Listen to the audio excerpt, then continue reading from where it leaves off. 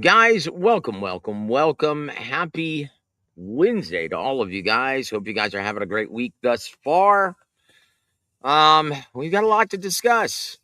It's been about a week since I've gone live, and we're here to give you a preview of this weekend's events as well as telling you guys how to bet, at least what the sexy bets are for War Week boxing. All of this and much, much more on the latest edition of War Week Boxing.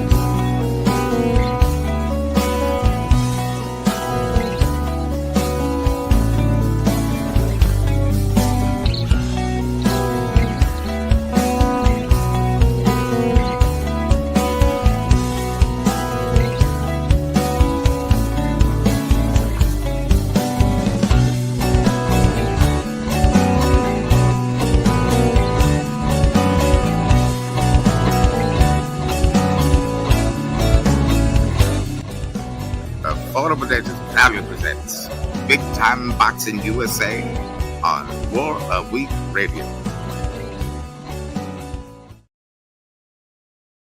Hey guys, welcome. Happy Wednesday to all of you. And I hope you guys are having a great week. And look, we have a lot of fight action going on this weekend. Starting off with, and it's I think the official card on DAZN is going to start at 4 a.m. our time. 5 a.m. on the East Coast, 4 a.m. on Central, 2 a.m. on the West Coast, right?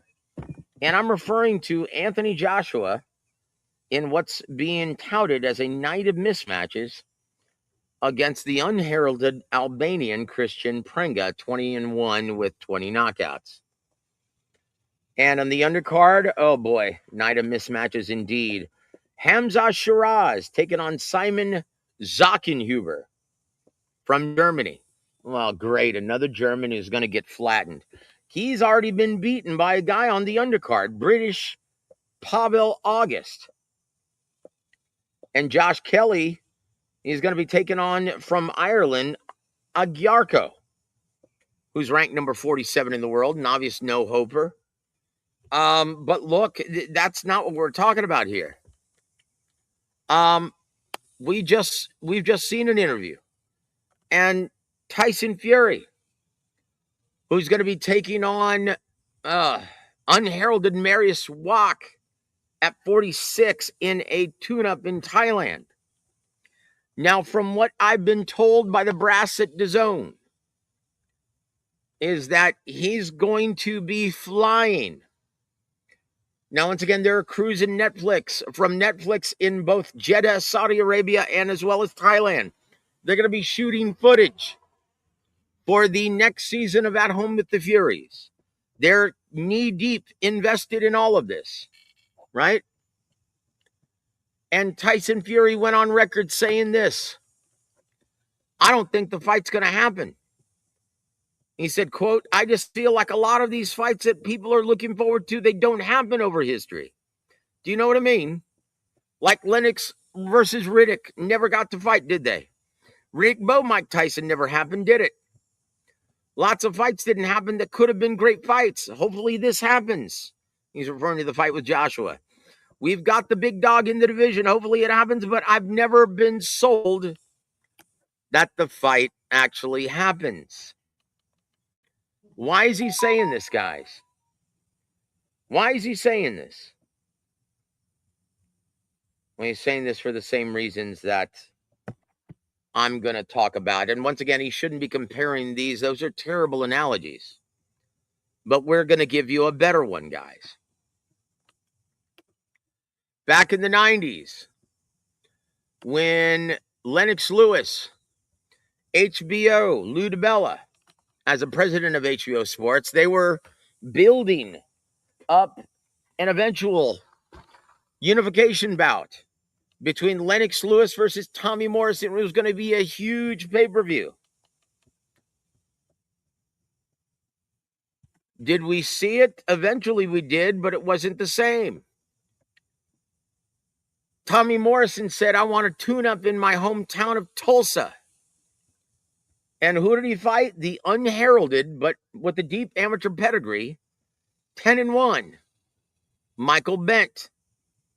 Guy who had a deep amateur background, but was knocked out in his first fight as a pro against a southpaw, Jerry Jones. Right? So Tommy Morrison said, yeah, what can go wrong? This is just a homecoming and a tune-up on the way to a big money fight in unification against Lennox Lewis. I believe I can beat Lennox Lewis. Well, he was completely looking past Michael Bent. And so we're going to show you what happened against a very underrated puncher and a very underrated technician like Michael Bent. So if you guys are ready to see this, this is a much more accurate analogy. And so here we go. And the organization that calls this a heavyweight championship fight defines itself. But that doesn't mean it can't be a good fight. I think the bent corner is coming out taunting. That means whistling through the graveyard to me. Michael Bent in his last fight prior to this one against Mark Wills broke his right hand and won anyway. Didn't have the brace taken off of his right hand until the third week of September. George Foreman in the past has told us it is impossible for a fighter to come all the way back from an injury like that this rapidly. Yeah, it takes a lot of time before you get confidence, even if he ever had confidence. They said he was a good amateur, but the pros are totally different. Big question here, is Bent strong enough to handle Morrison's power? And the early returns say no. The thing is, if Morrison can control his burst,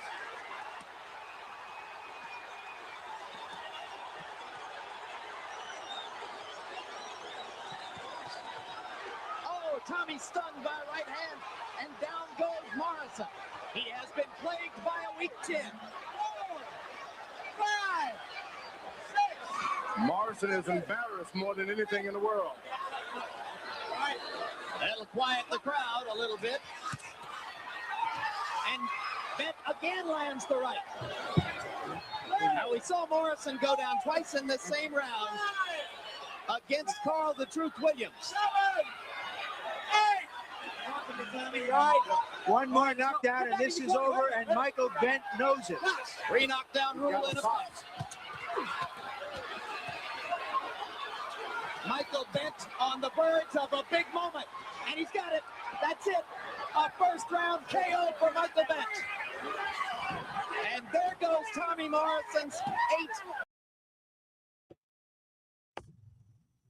Tommy Morrison was slated to make $8 million against Lennox Lewis. Back then, that's like $25 million, right?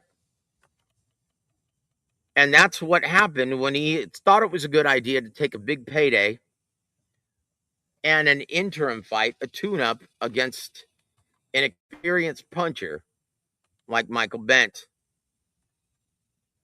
That's what happened. Guys, look, I'm not saying that this is going to happen on Saturday. But what I'm saying is why? Look, Tyson Fury has the beat.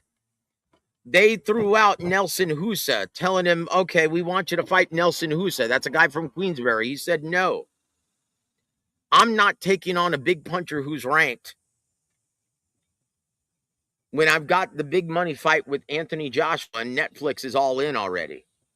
I'm not going to take on that assignment. I'm taking on Marius Wack, and he's getting a lot of grief as a result. I'm saying that if Anthony Joshua does not take care of business on Saturday, it's going to be catastrophic for everyone, including the fans. Because I, for one, want to see Anthony Joshua versus Tyson Fury. Everyone does. Even though they're well past their prime. Well past their prime. You could say they're both damaged goods and they'll never be the same.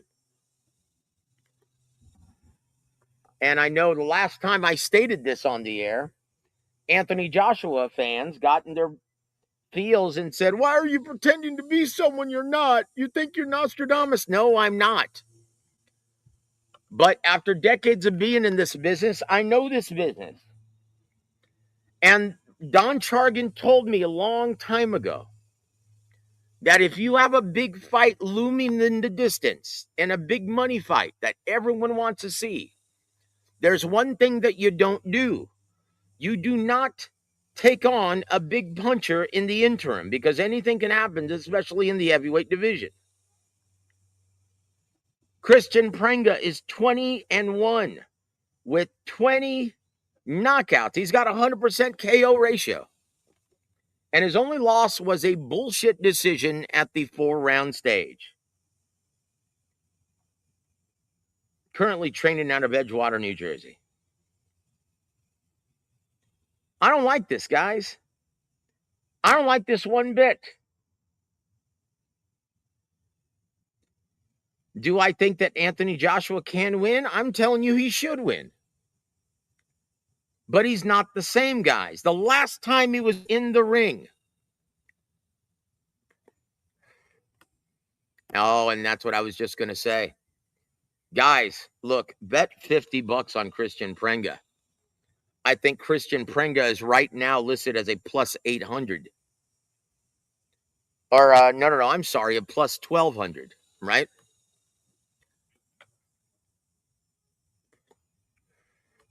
That's right. He should win. But this is the heavyweight division, guys. And once again, Eddie Hearn should know better.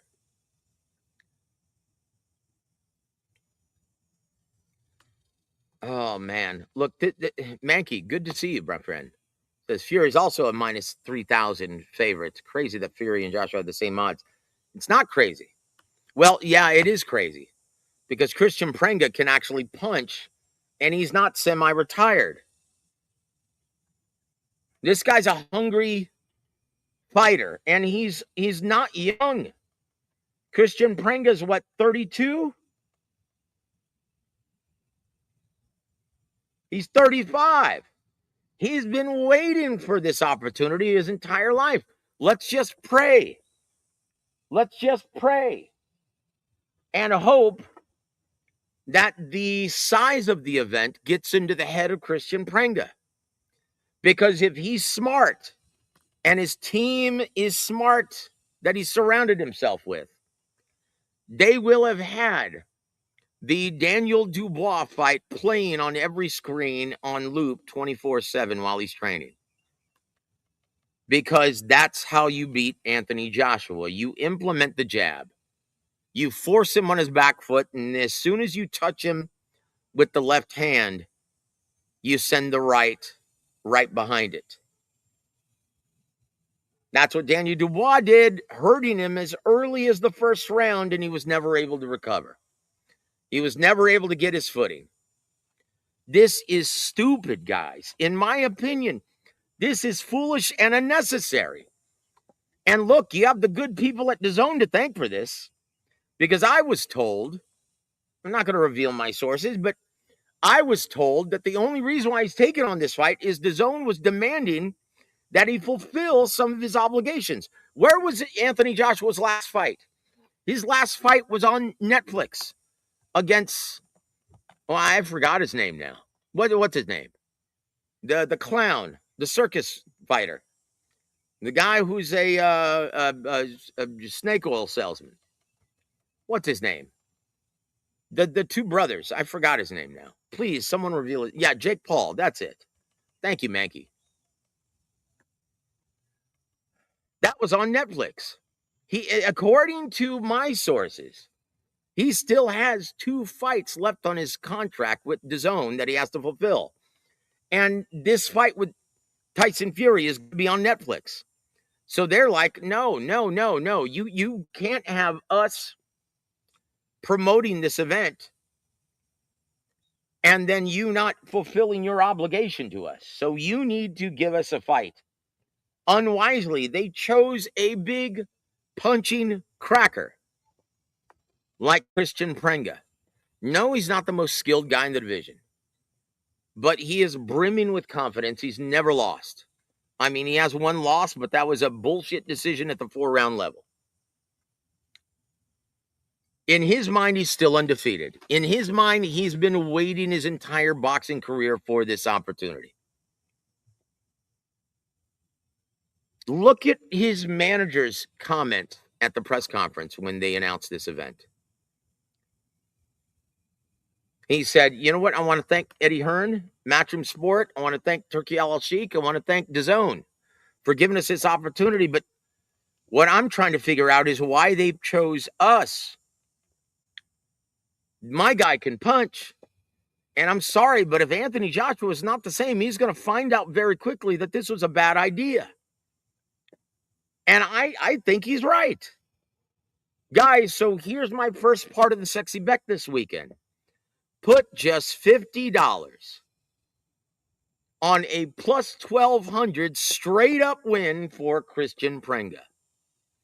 And that's going to yield you 600.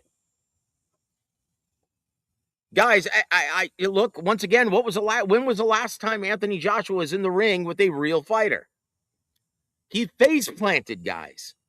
And a lot of people, oh, well, he's training with Alexander Usyk now. And Alexander Usyk's not going to be able to fight for him. He's not going to be able to step in the ring and fight for him.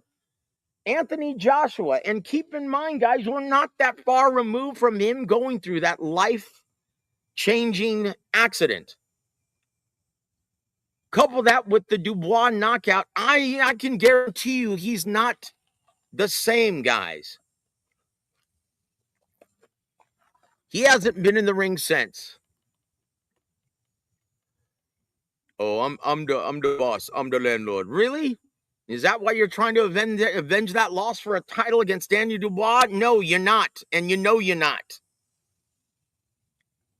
You're damaged goods, son. And this is a bad idea.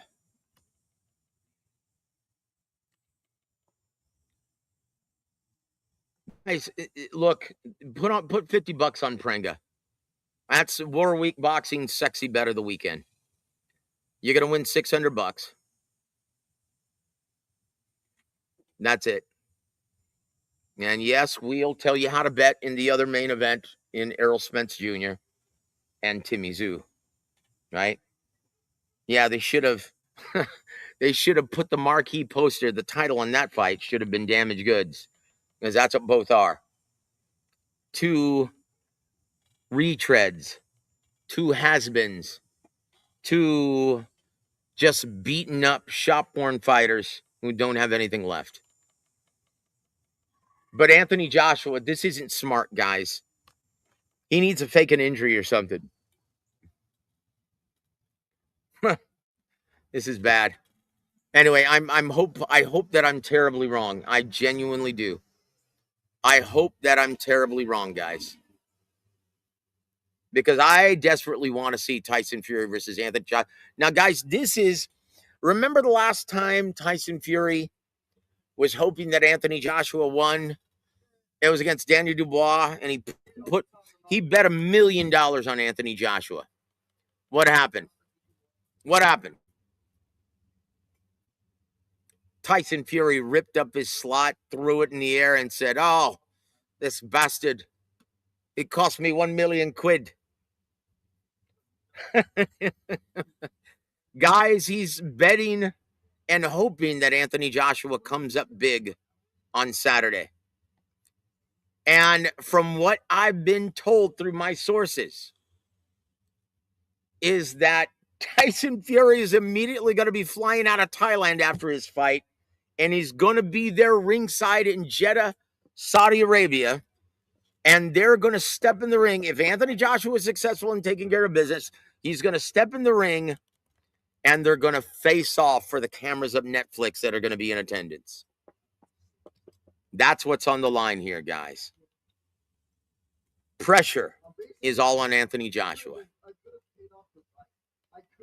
Christian Prenga, they're hoping that he's just happy to be there.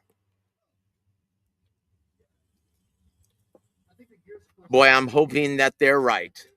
I hope that he's merely happy to be there also.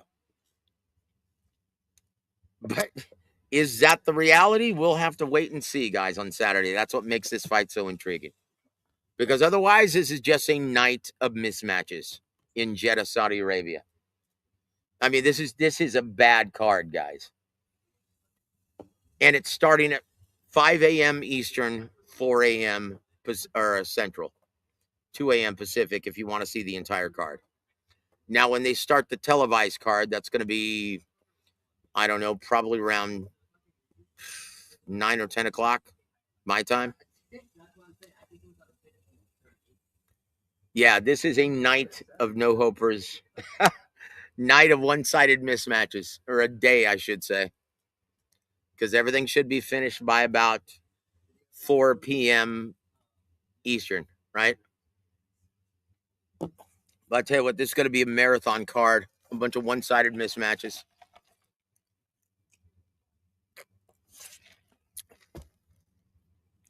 Let's say hello to our dear friends in the chat. We've already said hello to Mankey. Thank you for being there, brother. And there's my brother here to there. Good to see you, my friend. Cheers, Joseph, AJ, and Fast Eddie being so greedy here. Credit to Fury for respecting the game. Yes, finally, a fan, a great fan who actually sees the reality of this. Because everyone is giving Tyson Fury the grief here. But he's the one who understands the reality of this. Yeah, this is the heavyweight division. And I'm not jeopardizing that big payday. Forget it.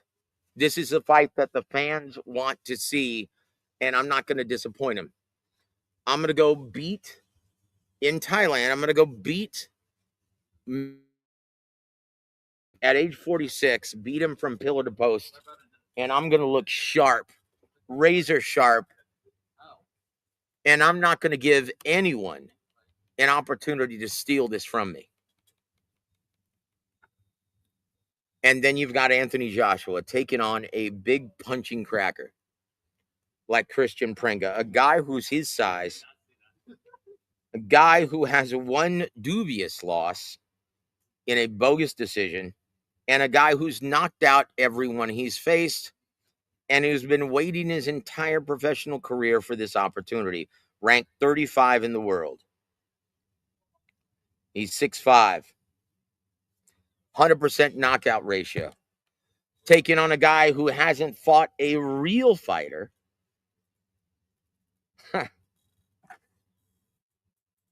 Hold on real quick. I'm sorry, guys. He's taken on a guy who hasn't fought a real fighter in Anthony Joshua.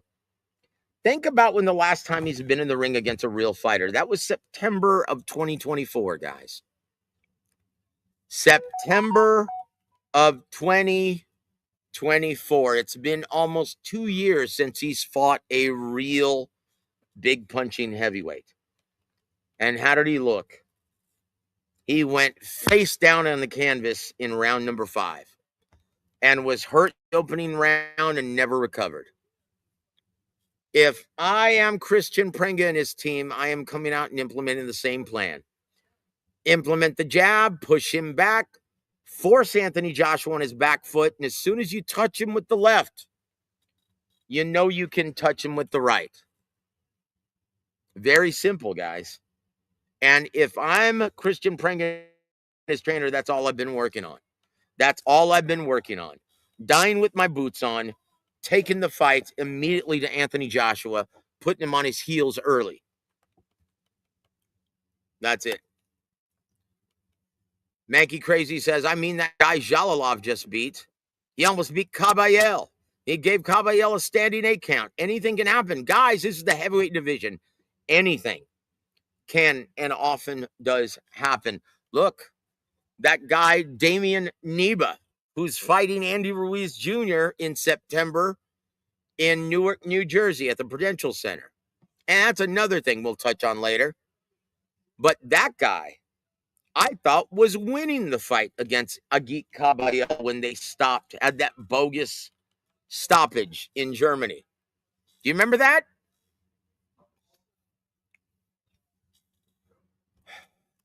Damian Neba's no slouch, but he's tailor-made. His style is tailor-made for a guy like Andy Ruiz. We'll talk about that a little bit later because Eddie Hearn, once again, this is evidence, further evidence that he has no idea what he's doing in the American market. Thank you very much. Mankey, he says this. Yeah, what do you think of PBC losing Frank Martin to Top Rank? The guy can't sell tickets. He had a draw in his last fight. Yeah, he who cares? Who cares? Like, no one cares. There's a reason why PBC and they don't care about losing Frank Martin. Now he was a special talent at one time, but he's inactive. And he got knocked out against Tank Davis, where he was killing himself to make weight. He had a draw with Albright, didn't look good at all. What are you going to do with him? He can't sell tickets. What are you going to do with him? Where do you fight him?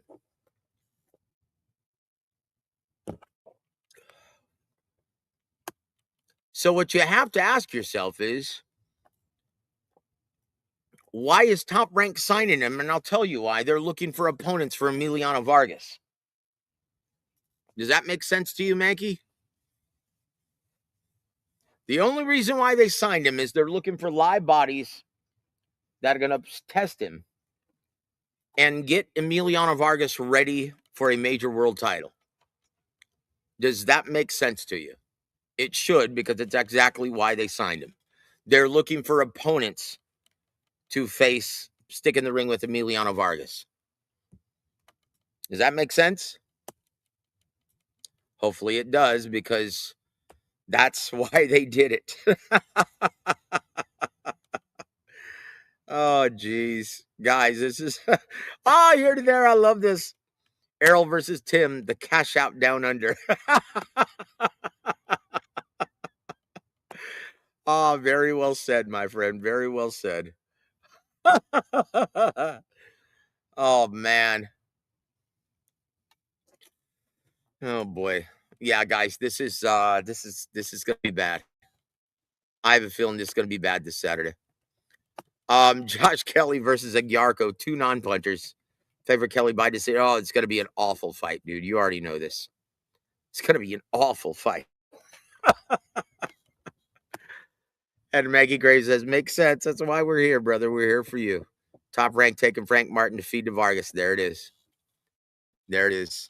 Or at least to get him prepared, get him a test. It's a guy who's going to give him some rounds, give him some resistance, show him a different look. Yeah, get him ready for a title shot. Talking about Top Rank, is Foster versus Navarrete will happen? Well, look. I hope so, because I want to eliminate any more talk of O'Shaquie Foster being a pound-for-pound guy. That is nonsense and noise. This is a guy who is one of the most, and once again, I know O'Shaquie. He's from Houston, Texas. I like him and his entire team. But he is so boring, guys. I am sick and tired of talking about fighters who don't want to take any risks in the ring, who bore the pants off of fighters, and then talk about, oh, man, well, I want a big money fight. Dude, you don't deserve shit.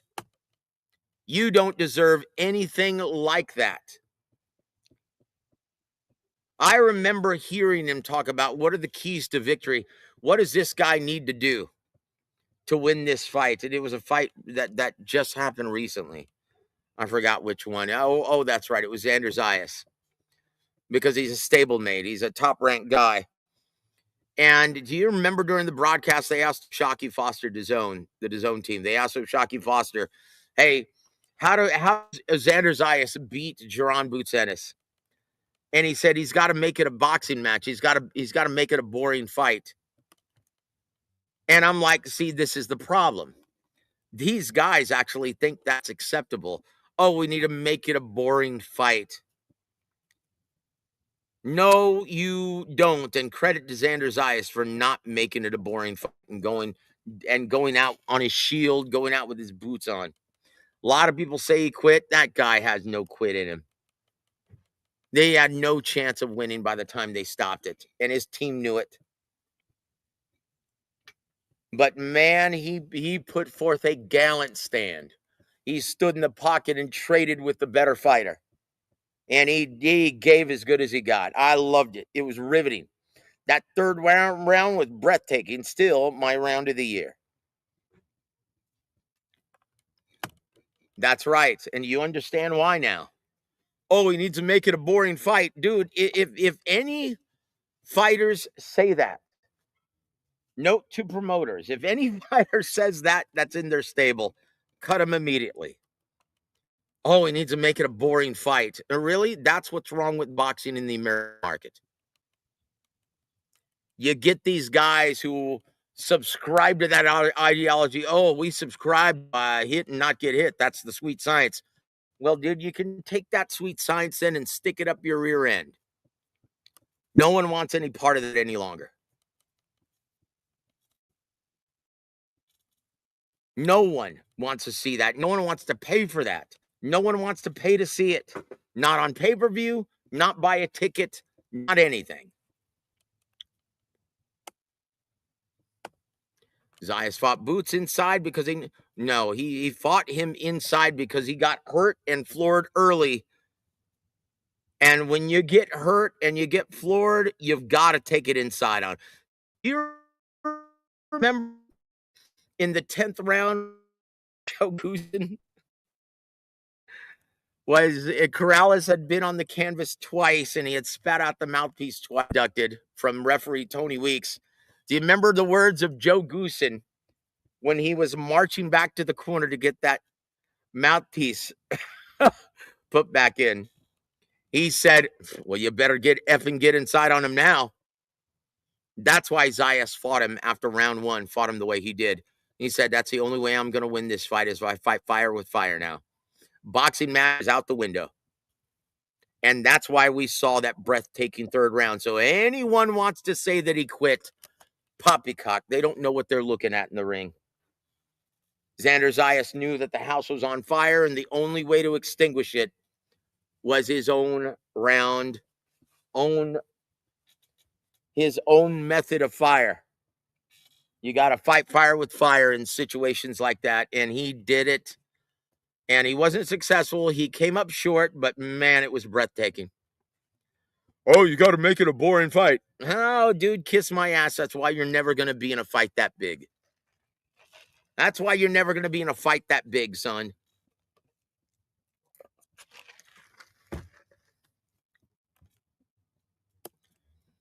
Well, he tried initially. Xander Zayas, well, he wasn't expecting this though, and that was an indictment on his team's preparation. Jaron Boots Ennis did something absolutely brilliant. He started the fight, moving laterally and boxing him from range, forcing Zayas, who had prepared to be the matador. And right off the gate, he gave him a different look and said, oh, shit, what is he doing? I'm going to have to go after him then. And he walked right into it. And after that, he had no choice but to fight fire with fire, fight him in the pocket, slug it out with him, and it was awesome. In the immortal words of Joe Goosen, well, you better effing get inside on him now. You got no choice, son. And unlike Chico Corrales, it didn't work out for Xander Zayas, but hey, it almost did. He had him hurt. He had him on Queer Street in round 3. That's the way that works, guys. When you're getting busted up from mid to long range and you can't see the punches coming from that angle, immediately going into southpaw position, right? In as early as round number 1. Yeah, you have no choice. You've got to close that distance. Once again, if fight him on the inside, Once again, what happens to that southpaw advantage when you close the distance? It ceases to exist. You square up on him, and there is no more southpaw advantage. That's why you have to do it that way. That's why you have to fight him on the inside. Well, you got to make it a boring fight. Stupid. Maggie says, that's interesting you talk of a game plan because a lot of people, not me, of course, say Boots is overrated. Bozy is overrated as a trainer. Are you kidding me? Oh, geez. Why don't you ask El Gato Catterall if he's overrated? Why don't you ask anyone who's ever worked with Bozy Ennis if he's overrated? Ask Andy Cruz if he's overrated. Did you see Andy Cruz's last performance last week? He looked great. He just came up short in a decision against I forgot his name, Robert Garcia fighter, current belt holder. There's no shame in that, guys. Like everyone who fights that, thank you, man. Ray Murataya. It's old age, Mankey. Names elude me. Ray Murataya, thank you. There's no shame in that. Ray Murataya is at the Robert Garcia Boxing Academy. And it's not just Robert Garcia, it's being around all those badasses in the gym. You can't help but get better. It's the same with Bozy Ennis. Being around all those badasses. Like, you can't tell me that Catterall isn't getting better by being around Jaron Ennis in the gym.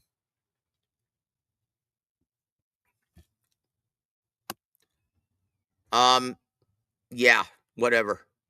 Yeah, he's going to improve your offense, but how about Catterall? Has he turned into an irresponsible fighter defensively? No. That's ridiculous. They're only saying that because all they've seen is Jaron Ennis. That's it. And Jaron is so confident of his power and his offense, saying that no one can take my offense. So I'm going to go all out until they prove me otherwise. And has anyone been able to take his offense yet? No, they haven't. Daisy, good to see you.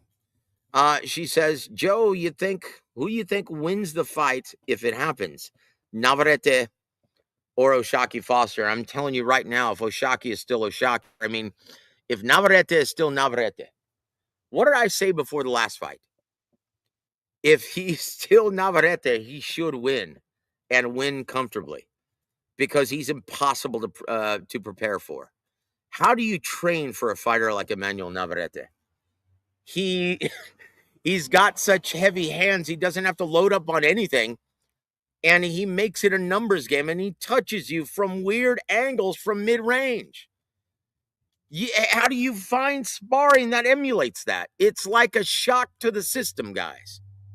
If Navarrete comes in motivated, and if he's still the same guy, because he has been through a lot of, he's been through a lot of wear and tear. He's experienced a lot of wear and tear. If he's still the same guy, he overwhelms Oshaki Foster because he's got a great chin. And he fights in a very unorthodox style that you cannot prepare for in the gym. I like Navarrete if he's still the same Navarrete. And if he still has that same punch resistance. Yeah, I like him all day long against a boring, uneventful fighter who leaves it way too close to the vest. He's way too conservative to handle a guy like Navarrete, and he doesn't have that kind of power.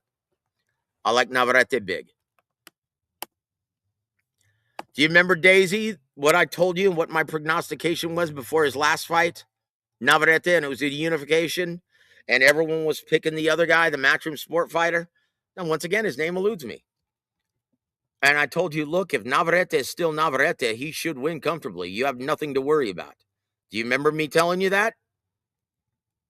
You're welcome. And it's the same thing here, guys. You cannot prepare for Emmanuel Navarrete. That guy is a fun fighter to watch. He's one of my favorite. Yes, Sugar Nunez. That's right. a lot of armchair experts were picking Sugar Nunez because he was a younger, fresher guy who was knocking everyone out. And a lot of Mexicans, a lot of Navarrete fans were very nervous going into that, including our friend Daisy. And I said, you've got nothing to worry about if Navarrete is still the same guy. Hey, who was right back then? Look, guys, Navarrete is a great fighter. And he is not through writing his story. He is such a fun fighter to watch, and he's a credit to the sport. And I wish his fan base were much bigger because he deserves it.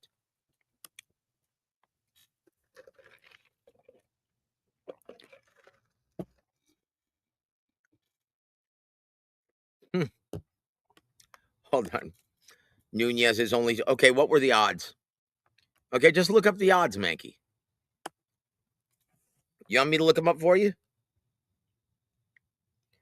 I'll look up the odds. I'll tell you what they were.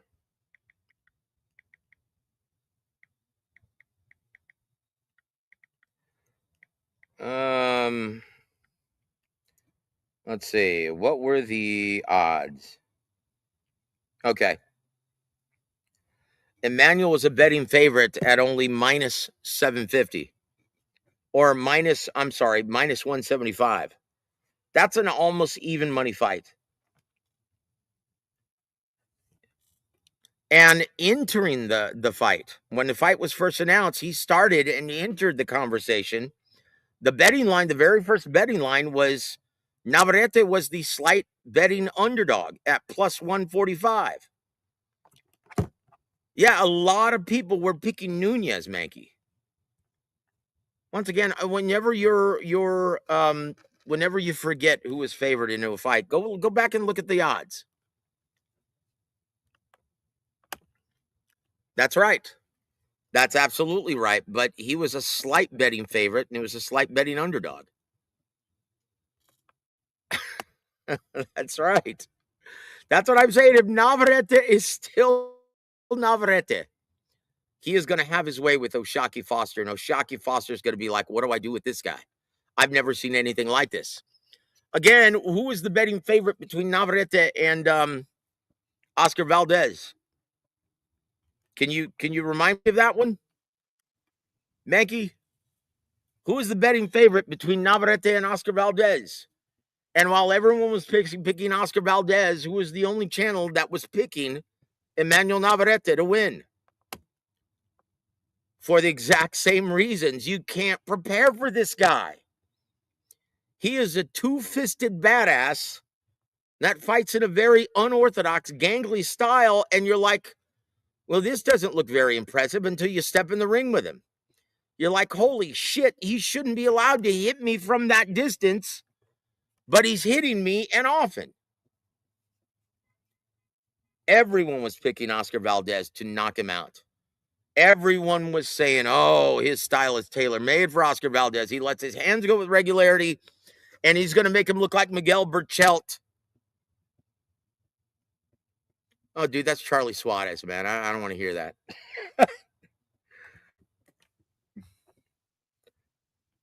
So, guys, let's get back to the show, please. Let's get back to what we're supposed to be talking about tonight.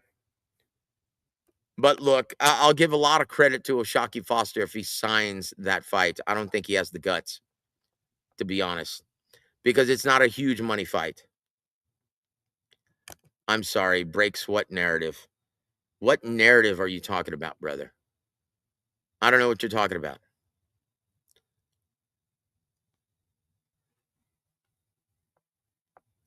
Was Charlie Suarez, was that a big fight? Was that someone who everyone is expecting to beat? No, no one thought in a million years that Charlie Suarez beats Navarrete. I'm talking about big fights. Mankey breaks the narrative. Dude, stop it. I'm talking about big, notable fights, right? I'm talking about Oscar Valdez. I'm talking about Sugar Nunez. Those are his last two big, notable, big fights. And this is going to be the third if Oshaki Foster signs, right? So you can laugh your ass off at that. Yeah, whatever. But you don't know what you're talking about here. Like, honestly, I'm not trying to create a narrative. I'm just telling you, if you count out Navarrete in a big fight, then you're foolish. That's all we're saying. Oscar Valdez was heavily favored. Sugar Nunez was favored going into the fight. And more than likely, correct me if I'm wrong, Mankey, but Oshaki Foster is going to be favored if that fight comes to fruition. Tell me I'm wrong. Well, if Navarrete gets the most of himself in the gym once again, and if he's the same guy, yeah, he's going to prove everyone wrong once again. Dude, am I speaking in Mandarin Chinese? Do you guys understand what I'm saying? Of course you do. Spence is coming. Well, look, he can come all he wants, but honestly, guys, I don't have a good feeling about this. I think both guys are shot to shit. And I think we're going to see a very entertaining and very action-filled scrap, but it's going to be very uncomfortable because both guys are shot to shit. Both guys are shot to shit.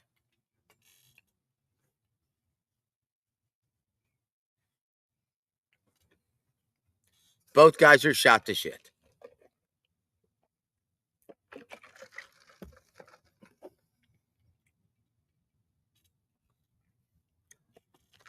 And look, just watching Errol Spence Jr. in the gym, and I love my brother Ronnie Shields. He's my dude. But he's not a miracle worker.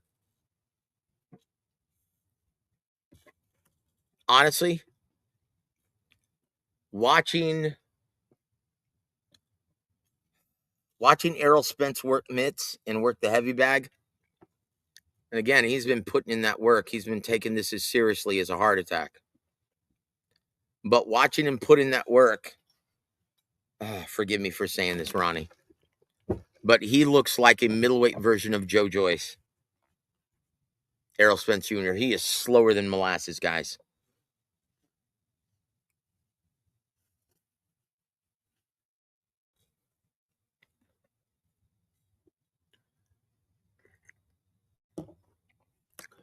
He's slower than molasses. He looks terrible. He looks absolutely terrible.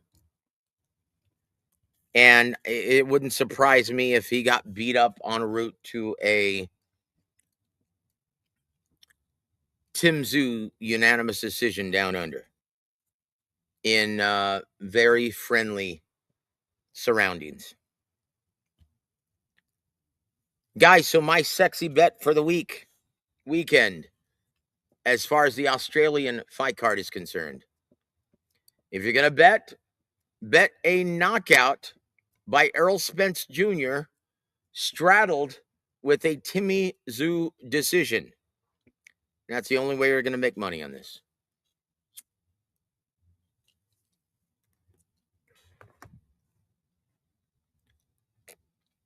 Find a group rounds bet.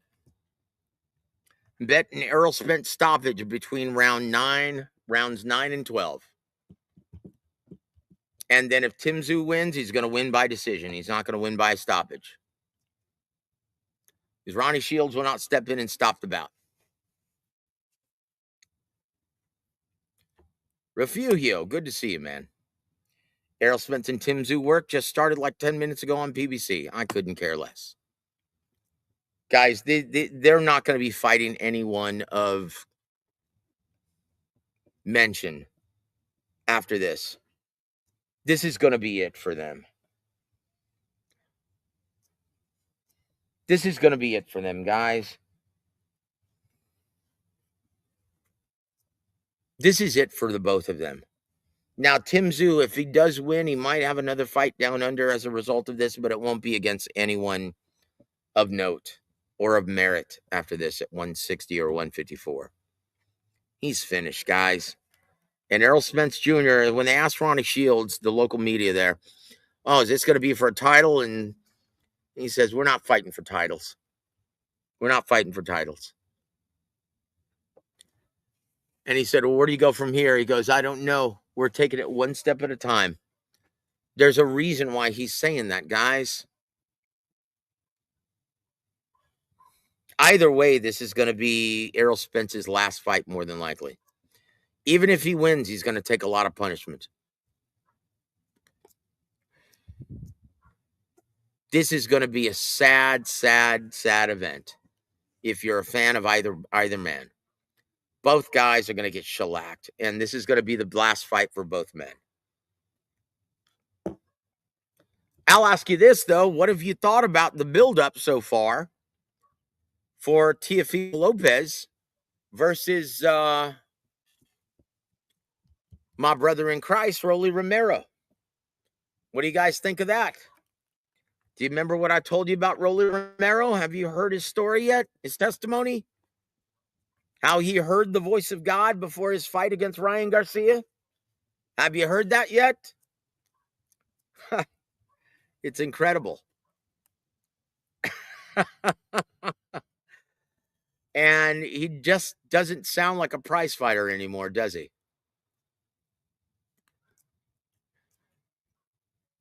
I'm telling you guys that this is Rolly Romero's last fight. And that Teofimo Lopez is going to have his way with Rolly Romero's. This is a terrible style matchup for him. And Rolly just does not have the heart of a prize fighter at this time. He is just getting one last payday so he can do missionary work and spread the gospel. That's it. His heart is with Jesus Christ. He does not have the heart of a stone cold killer in boxing.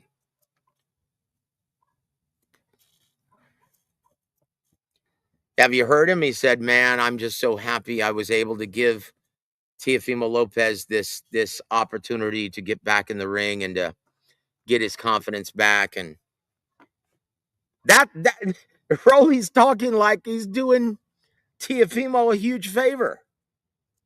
Oh, I was just happy to give my brother Teofimo another opportunity. He deserves it. Oh my gosh. This doesn't sound like someone who's trying to win. But should be a riveting fight nonetheless. And I think I love the respect that both guys are giving each other. But honestly, you can already tell that Rolly Romero doesn't want to fight further than this fight right here. You can tell he doesn't have it in him any longer. He's not the same guy. He has become a new creation in Christ. Thanks be to God. When you surrender your life to Jesus, the old person that you were. Oh, wait a minute. Joe, I forgot to ask if you enjoyed the England versus Mexico. I'll be honest, when I was working at the club DJing and hosting karaoke, I didn't, it was on in the background. I didn't watch 1 minute of it. I know that a lot of people were disappointed that were there. I couldn't have cared less. I thought it was an amazing event, though. I thought it was amazing how it captured the imagination of everybody. Yeah, it was, the spectacle of it was the thing I was most intrigued about. And look, I'll be honest, and I love what I think is best about all of these events at the World Cup in America is the reaction of every foreigner that came to America and watched this event. They said, you know what? I owe every American an apology because we came here listening to the media in our country saying that Americans were evil, selfish, fat, ugly, and hated everyone else outside of the US. And they say we were dead wrong, and we learned a valuable lesson. Do not listen to the propaganda shoved in our face by the media, because they're agenda driven and they want us to hate America. But we found out what an amazing country it is, and how amazing the people are here, and how friendly everyone is here. That should be a lesson to all of you guys who are in politics. Guys, don't listen to the media that tries to pit us against each other and try to sway our vote one way or the other. They're not giving you the whole picture. Pay attention to the one true source, and that's the Holy Spirit within you. Okay? Our brothers and sisters are not our enemy. Ephesians 6:12, right? Go read your Bible. That is the absolute truth. Ephesians 6:12. For our enemy is not against flesh and blood, but against the dark forces and the principalities in the heavenly realms. Right? That is, we all have one common enemy, and that's you know who. That's it. It is not our brother and our sister. We are here for each other. We are our brother's keeper. So do not listen to these idiots who want to pit you as mortal enemies against a guy who just votes differently, right? That is silly, and that's demonic.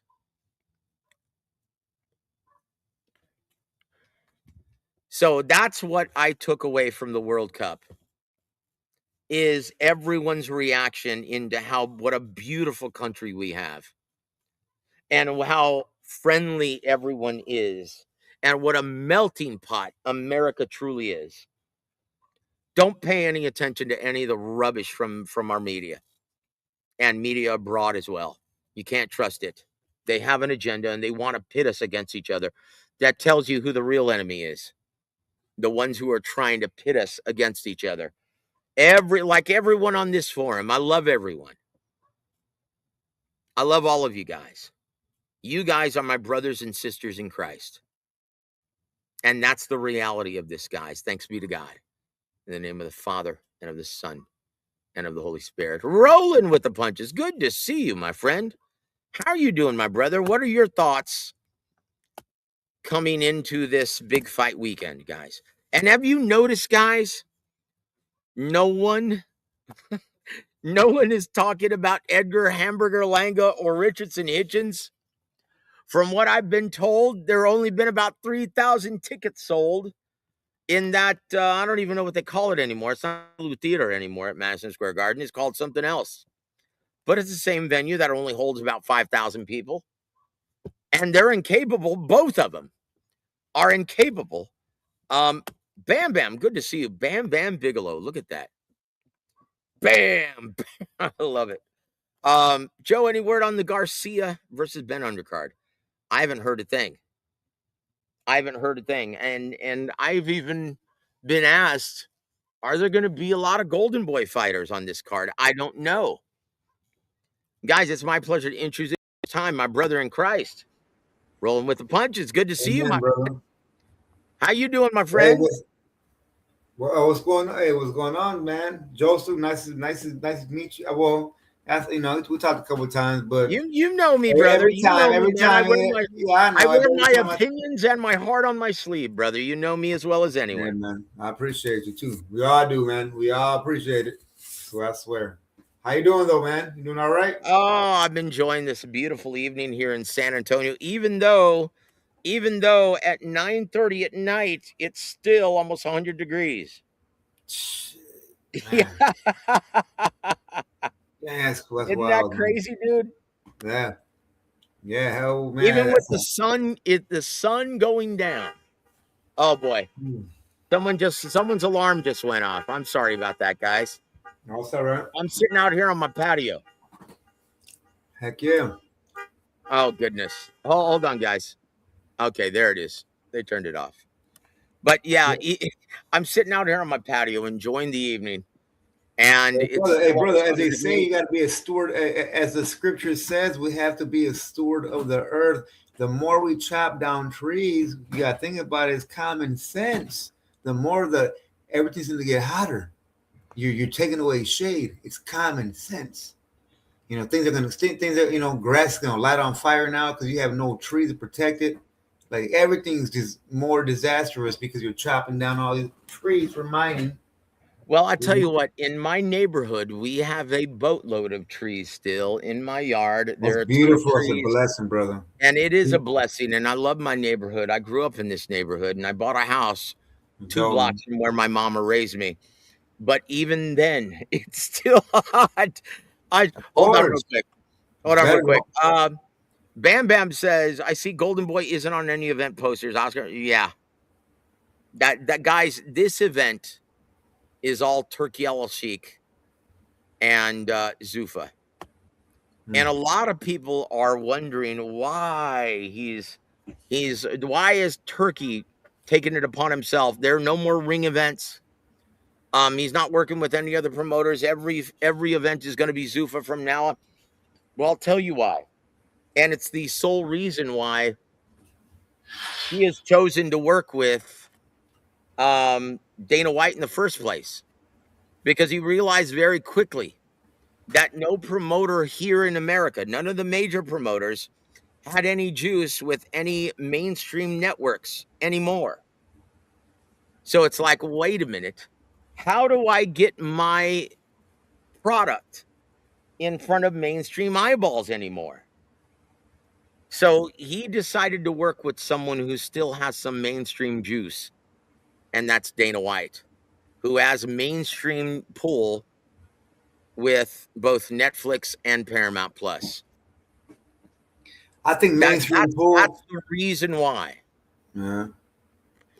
But I do Here, believe, listen, Brother Roland. Joseph, man, mainstream pool is like network pool. You know, like hey, like let's pop you on NBC. You know, Friday night fights, 8 p.m. to 12 p.m. slot. Boom, that's a lot. 8 p.m., 10 p.m. Boom. Like See, that's different. You that's know, my like. point. That's my point. And I mean, Dana ain't got no shit like that. Dana has just UFC. Dana just in it's like boxing, but in a different realm. It's just but UFC. brother, you're talking about a time that doesn't exist any longer. Like NBC doesn't even have the same pool it used to. Nah, I mean, but honestly, it's so long as the NFL, the NHL, and golf sports, so long as the major sports in America exist, they're always going to have some strong pool. We can't forget. So, in fact, we need to get back to cable, man, because cable's a more. In fact, we got to get back to cable because cable is a more. I've never had. I've never had to worry about like any little soft windstorm takes out my damn like my dissolve like everything. That's why I had to start unsubscribing to so much. You know, like Let me ask you something, Roland. What gets yeah. more ratings right now, Netflix or NBC? Well, Netflix is different though. Netflix is nothing like NBC, Brother, man. that's my point. We're not living in the same era. Well, I'm just Look, saying though, like for the only platform that can save boxing in the American market, and it's not Paramount Plus. right. Paramount Plus, it reaches a lot more eyeballs than DAZN, which has a dismal 400. If boxing, but check this out though. You know, I know you agree with me, brother. I know you will. I know you will. Come on. If boxing was to be on NBC, ABC, CBS, and Fox. Oh man, come on now, for free? Yeah, well, everyone watches NASCAR on there, man. Everyone watches On this. Fox, That's what I'm yeah. saying. Like, it doesn't stop on these. Well, look, and you've got several problems with boxing, and I'm just getting to that, brother. You got to let me get to that, okay? It's the product. What happened when DAZN put their product on TNT on July 4th? What happened? It was a terrible product I where it watched it. was Okay, 4 I got you. uneventful, boring fights. Shushu Carrington laid an egg. Abdullah Mason and Albert Bell was a terrible fight. The Ramos dude got robbed. The Ramos dude got robbed. I was in a hotel, man. Honestly, I loved it because I was able to watch boxing in a hotel room. I was like, oh, this is smart.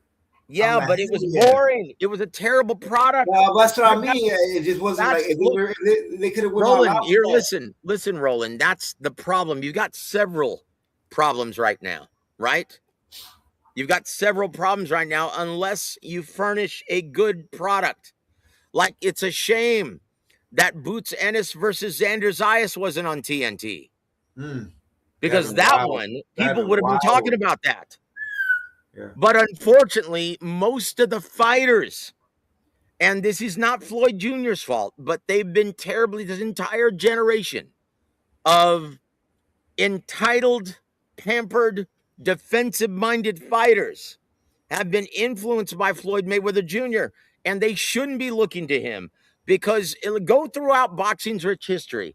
How many fighters that have fought like Floyd, defensive-minded, safety first, have ever become boxing's biggest draw? That's never happened throughout boxing's rich history, and it's never going to happen again, guys. So why are fighters still enamored with that style? They're afraid to take risks in the ring. They don't want to sit in the pocket and slug it out like in healthier eras. Yeah, but honestly, though, look, so you're right, though. I think exactly what you're saying is it. Look, I put my face on it because I'm not lying about this. I think exactly what you're saying is like more proof of it's not about the style, right? Like it's about like who you're fighting around, who you fight. For example, Mayweather said it himself and shit, right? When he fought that the De La Hoya fight or whatever, he was like, man, so many stars were out there for that fight. Mayweather never brought no stars out there for no fight, man. De La Hoya dude, stop it. Hold on, Roland. Well, I'm just saying. My point is bigger than what I'm talking about. De La Hoya and Mayweather. My point is just bigger. My point is like, man, really, it's just about like what wave you're in, man. What wave you're in. It don't matter your skin color, your culture. Oh my gosh, Roland, stop for a second. Look, you're talking about and bringing up an example of something that doesn't exist anymore. Right. There are no more stars like Oscar De La Hoya. Oh, there are no more. Dude, that was a much healthier and different era where mainstream eyeballs still looked at boxing. They're done. They don't care anymore. And until we show them a better product, like here's an example, and I bring this up often. A friend of mine, Sash, right? My brother, he used to be an avid fan of boxing. He was always a mainstream guy, though. He didn't know anything about it. He just liked to watch the big fights, and he watched the pay-per-views with me. And then we saw Canelo versus Charlo. And he goes, see, this is why I don't like boxing anymore. Because, correct me, maybe I'm stupid. Maybe I don't know what I'm looking at. But correct me if I'm wrong, but I like to see more fight in my fights. And he's not wrong. That's the product that we've been giving everyone on the biggest stage. And they're tired of it. They don't want to pay for it anymore. They don't want to see it. And until we give them a better product, which isn't going to happen because all of these fighters now, like Devin Haney, Shakur Stevenson, they all talk like, oh man, I'm the best in boxing. I'm the most skilled and I deserve to get paid that much. But where's the money supposed to come from? If you don't draw ratings, if you don't sell tickets, where do you think the money's supposed to come from? Once again, it's not like the NFL where the money is automatic. Yeah, I think they come from a betting standpoint. I mean, they're in the knowings. You know what I'm saying? Like, you got to, we all got to understand this. Like it's like working in a different a building. You work in that building. You know a little bit more. Like it's the same thing. That's the whole industry right there. You know that, brother. It's a whole industry. So, like, it's some shit we don't know about. And I guarantee you, these people, man, come on, man. Now everyone is getting wise. Everyone's getting wise. All people, man. Well, I mean, like, so, yeah, the boxers, they're like, man, hold on. Like, shit, I hear about all these fuckers making money. Like, I didn't even know it's possible then because I didn't have YouTube. Okay, well, look. Now I got YouTube, I can see how they make money, right? Roland, that's ignorance then. Because no one is making money, obviously, because networks have already concluded, hey, you know what? This isn't worth the money that I'm expending. I'm not seeing a return on my investment. I'm not getting additional subscriptions, and I'm paying tens of millions of dollars for this product. And so I'm pulling my investment. That's what Showtime said. That's what Fox said. That's what ESPN just said. And so Turkey Al-Sheikh was faced. Now we come full circle. Now, Turkey Al Sheik was like, oh, shoot, no one's watching his own, even though I'm putting together the best fights. Since I've been involved with boxing, we've seen the best fighting the best on a regular basis. And has that done anything to increase the popularity of boxing in the American market? No. It's But standing. hold on, but like you asked me a second ago, how can one go get a government phone and shit, right? You put an application in because you know you're low on funds and you get a government phone, right? A person puts it and you got a government phone now. Now you're on YouTube with that government phone and shit, and you subscribe to a certain subscriber. Now you're making that subscriber money. How the hell is that even possible? And that subscriber didn't even do shit to get the money. You know what I mean? Like they were just like, hey, I just started making I don't videos. You know, like understand that analogy, my friend. You're going to have to explain it better. I no, don't understand that. I don't see how that's relevant to what we're talking about. I oh, don't see how that's germane. Look, there are three huge problems, right? And unfortunately, Turkey Al Sheikh and Zufa, they're doing what was Einstein's definition of insanity? Doing the same exactly. thing and expecting a different result. That's Einstein's definition of insanity. Yeah. So what is Turkey Al Sheikh and Zufa doing? What was Dana White's biggest criticism of boxing before he started Zufa? It was they're spending so much money and it's a crap product and they're spending way too much money and the networks have had enough.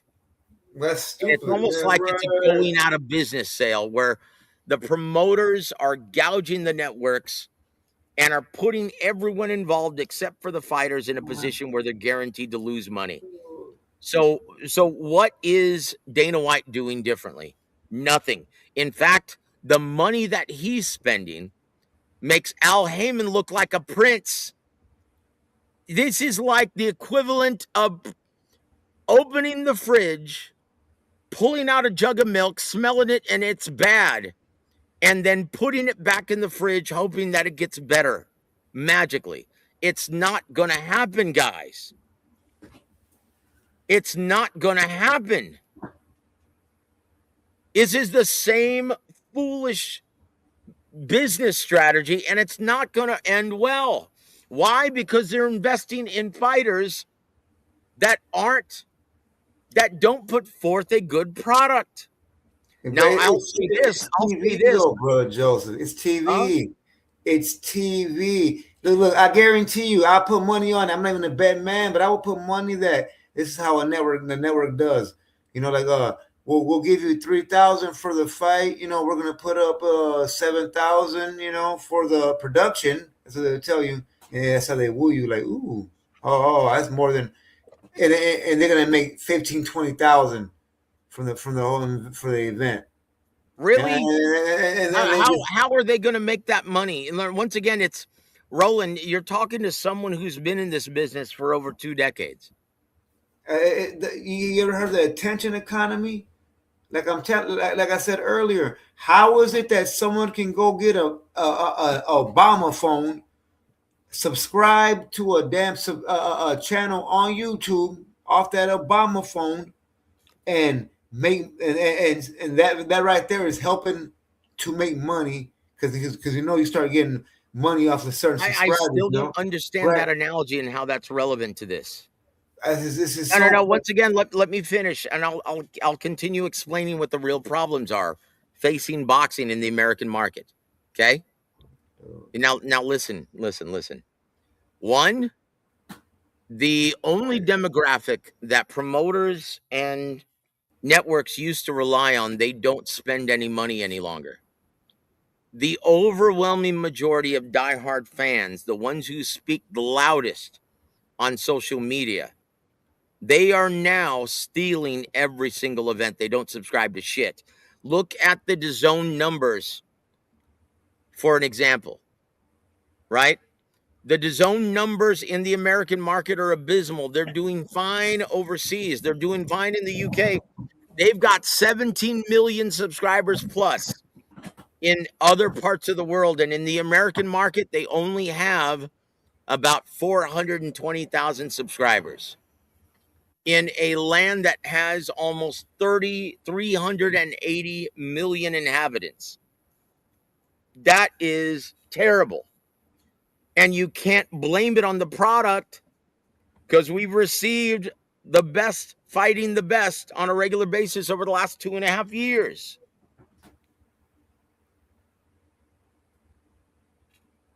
Okay, now that's one. The thing about fighting in casinos, though, you don't understand with boxing. The reason why boxing is different, and the reason why boxing has always Wait been a minute, different, you're because saying I don't understand the I'm business of saying that, look, boxing? the reason why boxing has a big part of revenue and everything, and they understand. That's why it doesn't matter what boxing is making on TV or the attention economy, which is a real thing. Oh my No, gosh, no, dude, no, stop. no, no. Hold on, brother. Listen, the real. I mean, if you want to, if you have a lot of knowledge to give, right? I got a lot of knowledge to give too, and I'm trying to tell you the reason why boxing's always been so big is because where they fight at. They fight in certain buildings, in certain walls, in certain type of establishments, like what Vegas, like the bit, like always been part of the gambling grounds. You know where you're betting and shit. So yeah, so boxing, like, you always know how much money a certain place is going to make. So that's why boxing is always demanding a certain cut. But the thing was, you had managers and certain things, certain people who got these networks and blah blah, and then they want to take away most from the actual person who's actually fighting and risking their lives and shit. You know, Oh back my to back. gosh, dude. I know 4 rounders who only get paid $500 a round, and they risk their lives just probably more so than Shakur Stevenson does in any fight. And he's not getting, that's not what determines, like, I can't stand it when a fighter says, "Oh, I risk my life every time I some." You know what? I risk my life every time I drive out to the damn arenas. Where's your bleeding heart for the soldier who gets paid much less in Iraq? That's not a reason why your pay grade is determined by your demand, by your market value. Yeah, I Okay, that's know. that's the reality of this. And once again, if you point to the casinos, that's why we're in this predicament. The idiotic promoters who weren't thinking of the future health of the sport, they took all of the biggest events out of mainstream venues. The arenas in San Antonio, the arenas in St. Louis, the arenas in Chicago. When's the last time you've seen a big boxing event in a huge metropolitan area like Chicago? They took them out of those metropolitan areas and stuffed them away into the sterile casinos. And why? Because they wanted the guaranteed site fee. But when you take an event away from the fans, what happens? I'm saying now you know where the money's coming from. Hey, by the way, though, just Oh my let me gosh, dude, wait, when is the last time? wait, hold on, man. Before anything, man, just always talk to me as, like I said, as they say, you always call people brother and shit. And well, don't mute nobody or like throw. Just tell me Dude, first. I, Like, hey, I'm yo, I'm not muting you. I don't no, have no. to, I'm man. saying for future references. Like, don't just be like, you just be like, just tell me the truth. Like, hey, yo, like, I'm out to put you backstage. Much love. I'm like, all right, cool, man. Much love, peace. You know what I'm saying? That's what it is. But I don't like being at places where I'm actually like trying to talk and help grow the channel by like conversing, and then somebody wants to be like mute because you want to like Dude, defend have I your muted person. you before? Why are you even bringing that up? I didn't say I've muting never before. I've never muted you. I didn't say you did. I was just trying No, to no, say no. like. Now listen. Just continue to listen, though, Roland, because I'm explaining why boxing is where we are at this time. And once again, they in the past brought the big events to casinos because they wanted the big guaranteed site fee. Let me ask you something now. Now, compared to the 90s, when that started to become a real trend, right? How many events take place in Vegas these days? A How lot. many big time events take place in Vegas these days? All the Have you big ones. noticed they're all happening abroad now? No, Most of the big not the big ones. Not the big ones. They're all all in Vegas happening still, Beverly. overseas. Come on, brother You need to Joseph. let me finish talking, Roland. Okay, because I'm trying to teach you as to why we're here. Well, I'm saying, but Then no, but hold on, but the other big events still taking place in Vegas. The big boxing ones, at least the boxing ones, which ones? the big boxing What events was take place in Vegas. before Ben Garcia? What was the last big event in Vegas? Look them up here. Let's look them up. No, I'm I already know this. I already know this. I'll tell you. The last big event that happened in Vegas was Benavidez Zufa or Zurdo Ramirez. boom. Benavidez versus Zurdo Ramirez. That didn't even sell out the T-Mobile Arena, brother. But they're all still in Vegas, though, man. That's my point. No, they're not all still in Vegas. Look at this weekend. There's a reason why Spence versus Zoo is happening in Australia. All right, now that's a big fight. That's good stuff right there. Yeah, it's big in Australia. It's not Right. big in America anymore. Well, They're going and competing in Australia because it's bigger over there. well, I mean, yeah, you gotta maximize it, man. But like all the big ones are gonna be in Vegas, though, dude. Like, No, they're not. Anthony Joshua is fighting Christian Prenga where? Anthony, Not happening in Vegas. Well, that's Pringa. Like who the hell? Oh my gosh, dude. Okay. Well, no, I'm saying I'm talking to the how many American big fan. events have happened in Vegas this year? How many? I think where did Well, you know what? I'm tripping. You know what? You're right though. Where did the Zayas and Boots happen at? That wasn't in Vegas, was it? I thought that was in Vegas. Where did it take place? I'm asking you. That was in Madison Square Garden, brother. Let's keep going. Where are the big events? No. Most of the big events. I thought that one took place in Vegas, man. So like Madison Square Garden, they're less and less. And here's the reason. Vegas is not seeing the same return that they used to on their investment. They're not willing to pay those same big site fees that they used to. And I'm trying to explain why. I'm trying to explain why. Because one, these guys demand way too much money now that far exceed their market value. And this is what happens when promoters and networks choose to pay out inflated purses that don't reflect their accurate market value. And then coupled with piracy, there are fewer and fewer diehard fans that are choosing to purchase these events. Why do you think Brother Joseph, let me ask you a question then. So you're telling me, do you believe that there's a time period between Don King's ass raping boxers and today with Eddie Hearn and De La Hoya and all the now Dana White still needs some time to even be called. So yeah, we'll say Eddie Hearn, De La Hoya. What time between then has like boxers really ever made money compared to the scale of what? Oh my gosh, dude, you've got to be kidding me. Now, prize fighters like Shakur, they're the only ones who are making any money. No, they're the only ones involved who are making any money. Look, there's a reason. Listen, ask yourself, Roland, why have all of these mainstream platforms pulled their investment from boxing? Showtime, HBO, ESPN. Why have they pulled their investment from boxing? Because they weren't seeing the return on their investment. Their money is better spent on original series. When Bill Maher is kicking the shit out of HBO Championship Boxing, that's a problem. It's called advertisement, man. It's called advertisement. It's called advertisement.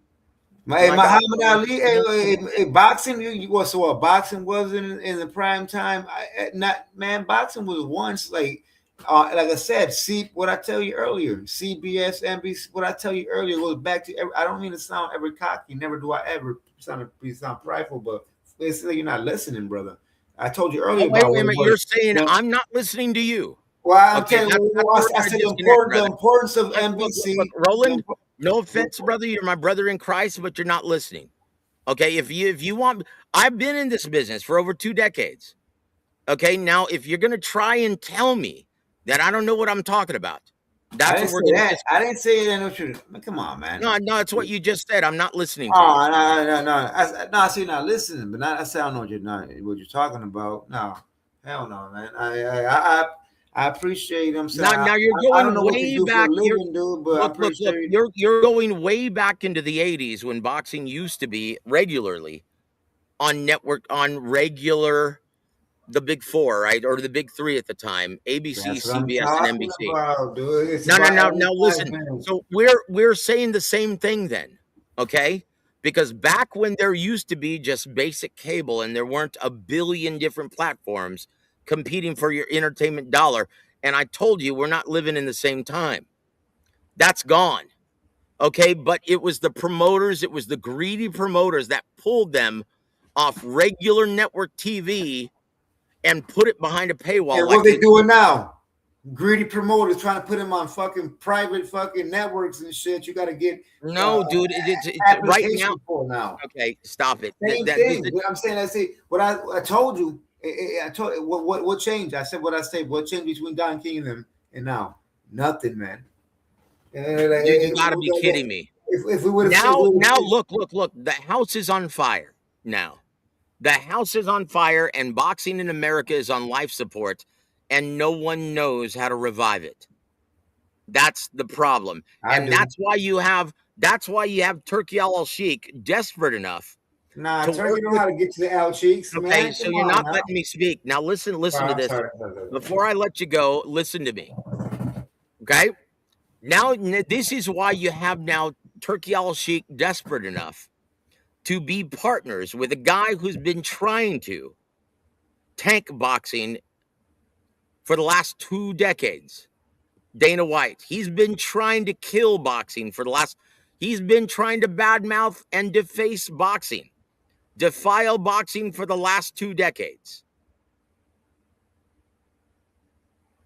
Okay, and Turkey Al Sheikh is desperate enough to become partners with that guy.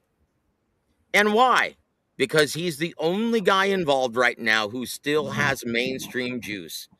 And Bob Arum doesn't. Oscar De La Hoya doesn't. Al Heyman sure doesn't. Brother, that's the way it's become. And I'm telling you where we are. We are so far removed from boxing being on regular network TV that it's not even worth mentioning. It was on TNT though. Who did that? Oh my gosh, TNT! And what were the ratings? And honestly, look, I believe that was horrible advertising, man. Promotion. Oh my gosh, dude! Stop blaming it on advertising. It was though, man. Like, I didn't hear about that shit till I swear, like I stumbled upon that shit at the damn hotel, dude. That's and why do you think? I was so happy though. I was happy. I'm like, oh hell yeah, like woo. Roland, you're not thinking about the business part of it. And why do you think that advertisement was a minimum? Because advertising costs money. Like, it's funny. Do you remember? This shows you what a big problem piracy has become. Fox and ESPN. Do you remember when they joined forces to promote Fury versus Wilder 2? That was a major big. Do you remember that?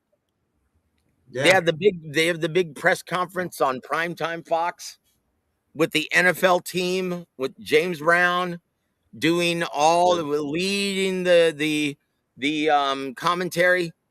That was a big time Fox promotion. They did the same thing with ESPN. They spent tens of millions of dollars promoting that event. And when the numbers came back, it was a huge fight because of the A++ promotion that they paid for that went into it. Now, what were the results? It only yielded domestically only 975,000 purchases in the American market. And I did an article on this. Here, listen, I did an article on this back then. Right? Yeah. I did an article on this back then. And because they paid out such huge inflated purses to both Deontay Wilder and Tyson Fury, they were expecting well over 2 million purchases. And they only had 975,000 purchases domestically.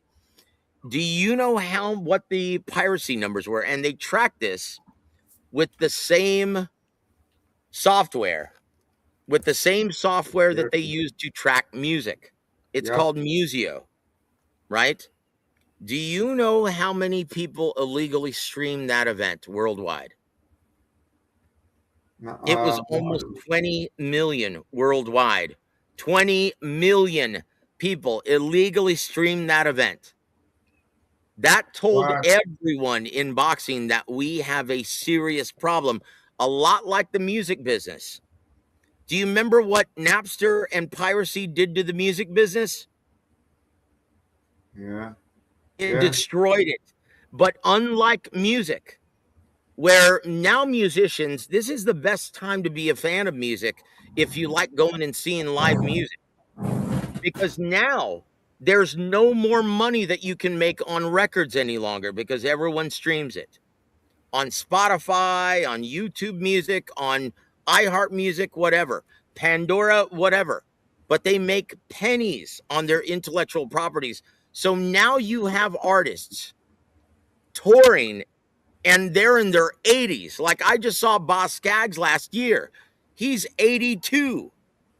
The Rolling Stones are going back on tour and they're 84. That's what's And up. why? You think they like going out on tour at that age? No, it's out of necessity. And unlike music, a boxer cannot step in the ring every single week. That's the problem. That's the problem that piracy brings to Rolling the Stones love that shit still, man. I know they do, brother. Okay. Well, you're fooling yourself. And you obviously have never been a musician. Being out on the road is grueling and it's not fun, dude. And especially at that age. Now look, once again, unlike those guys, you can't perform. Your prize fighter cannot fight 5 days a week. In fact, because of the commissions, you can't even fight every month anymore. Yeah, for sure. Hey, brother Joseph, water is really good, ain't it, brother Joseph? Water? Water. Water is the best thing for you, man. It's the universal elixir. Thanks be to God. What if you don't got a filter? It doesn't matter. I'm in a place, thanks be to God. I'm in a place like San Antonio where you can drink out of the Edwards Aquifer. It's very clean. Oh, you lucky son of a gun bun. Hey, hey, places around here, it's like sewer water. It's Where water. do you reside, my friend?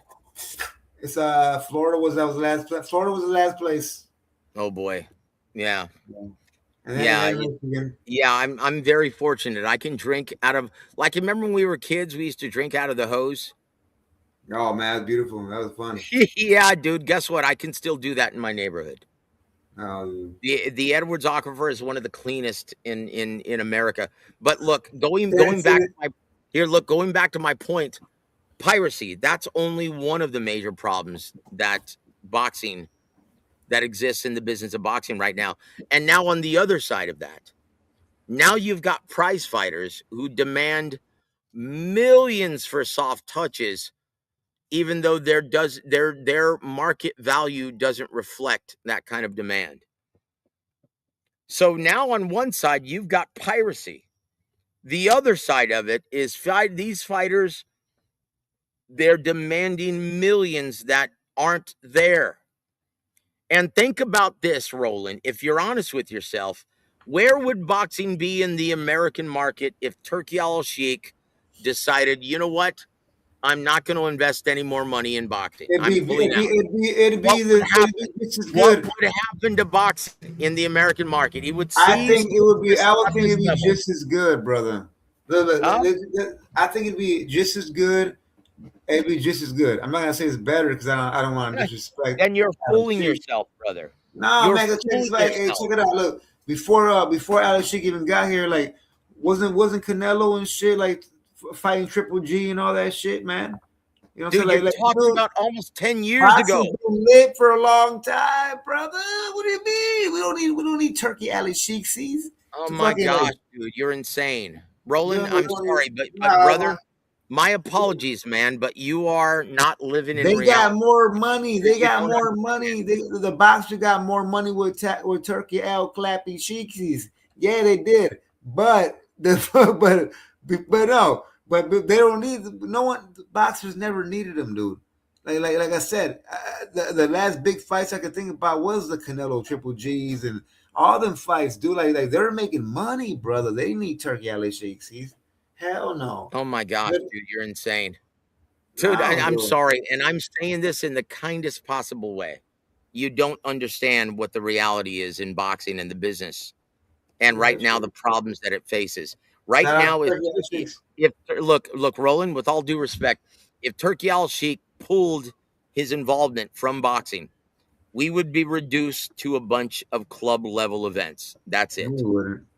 And that's the reality of this, brother. I mean, if the promoters and manager when I agree, then yes, I guess. But they, I mean, no, man. Like they started acting greedy. Top fucking Bob Arum's bitch ass said it himself and shit that he made 200 million in a year or something. Like, no, man. Like the boxers know what. Look, the boxers ain't being dicks, dude. The boxers just know how much money's going around. No, no, Like, no. The boxers are being pricks right now. no, I'm saying I'm No, no, talking no. about in the They history. are, dude. I'm talking about in the history of They're boxing. demanding way too much that isn't No, there. man, you know you're not getting it. In the history of Okay, okay, boxing, in the got history it. of But I'm boxing, not talking about history right now. I'm talking about right now. They've grown accustomed to even receiving now they inflated probably purses. know how much money's making. Okay, Dude, okay, even we're now done they here, probably Roland. know. Now, once again, I'm gonna say goodnight, brother, because this is nonsense and noise. All right, dude. My apologies. You're my brother in Christ, but I'm sorry. I can't go on with All this right, man. You know, for sure. conversation. Have a good night too, man. You know, hope all works out well for you. You gotta speak the truth, no nonsense.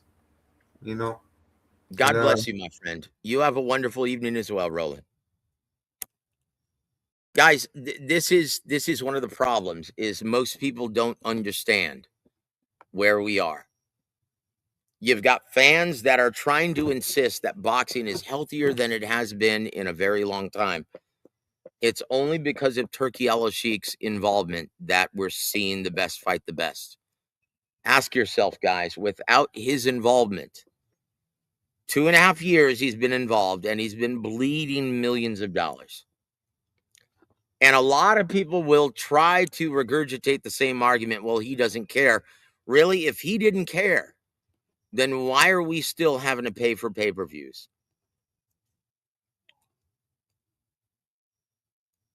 Why are we still having to pay for pay per views? Why is it still behind a paywall? Of course, he cares about making his money back. That's nonsense, guys. This is where we are, and think about it. If Turkey Al Sheikh pulled his investment tomorrow, our business in the American market would be reduced to a bunch of club level events around the country. That's the reality of this, guys. The house is on fire and no one even understands what the problem is. It's almost like the house is on fire and I'm like, look at the smoke. Look at the smoke filling up the room. Look at the curtains being burned to a crisp.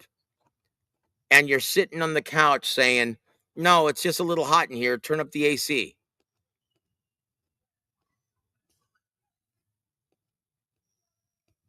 Guys, the house is on fire when it comes to the business of boxing in the American market. And once again, it's just the American market. It's doing just fine. This is why he has turned to working with Zuffa, because it's only in the American market that he's interested.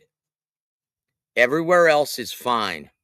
Guys like Frank Warren in the UK, guys like Matchroom Sport, Eddie Hearn, they're doing fine in the UK. Guys like Tekken and Honda are doing great in Japan. Obviously, No Limits in Australia, they're doing great. Why isn't Spence versus Zoo being held in Vegas? Because boxing has become a dead sport in the American market. When you're seeing all of the best promoters on one network, DAZN, And it's still only resulting in 420,000 subscribers in a land that has 380 million inhabitants. That's abysmal. That's wrong. That's not acceptable, guys. That's where we are. And all the while, we still have these entitled, pampered, oblivious fighters that are demanding millions. It's ridiculous. Much love, Roland. I love you, brother. God bless you, man. But this is a problem. This is a problem. No one understands the dilemma. No one. Guys, I don't care what you guys say. That's my brother in Christ right there. Roland's a good dude. And Roland is a warrior for the Lord. You keep on punching for Jesus Christ, brother. That's my brother. But unfortunately, a lot like him, most people don't understand the predicament and where we are. And there's a saying, how can you provide a solution if you don't know what the problem is? And most people, even guys in this business, don't understand what the problem is. Eric, God has already saved Roland. He's already surrendered his life to Jesus Christ. He has already been saved, brother. Isn't that right, Roland?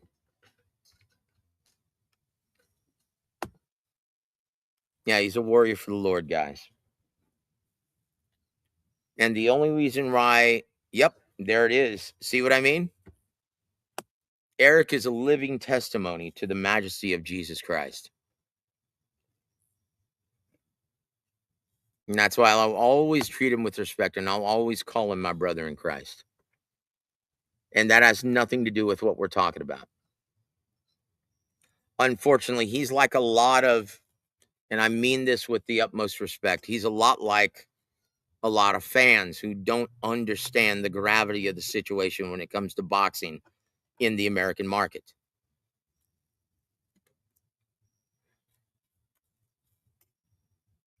The house is on fire, guys. And in my opinion, Zuffa and Turkey al-Sheikh, they're exercising Einstein's definition of insanity. They're trying, they're using the same ignorant business model, expecting a different result, all because it's on a more mainstream platform. Crap. The kind of, look, you cannot pay out inflated purses and expect something to go differently. Paying out inflated purses will always be a negative on the health of the sport overall. Look, Roger Mayweather, I don't know shit about boxing. He's just talking about what goes on inside the ring. Not even Roger understood the business of boxing completely. Yeah, it's about right there. Look, you know it's bad when Top Rank gets the pink slip from ESPN and they're still showing NCAA softball. We've been reduced. The boxing business has been reduced to even lower than NCAA sports like softball.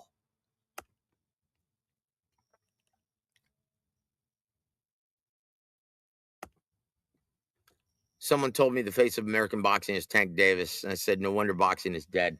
Look, it's dead because fans haven't done their part either. And it's hard to blame them when they feel like they're not getting a good product.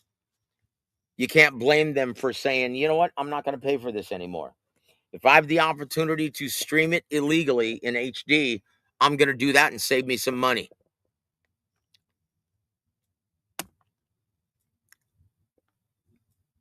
Mankey, Joseph, why doesn't Golden Boy just... No. Jose Ramirez is done. He's done. Look, Golden Boy is one of the only promoters who don't pay out inflated purses.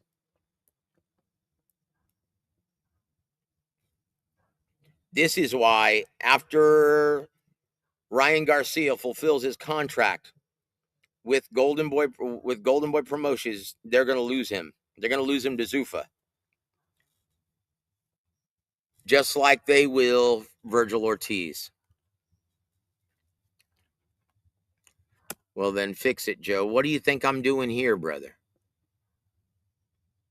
I'm trying to tell everyone the problem. And I've been, like anyone who's been consistently listening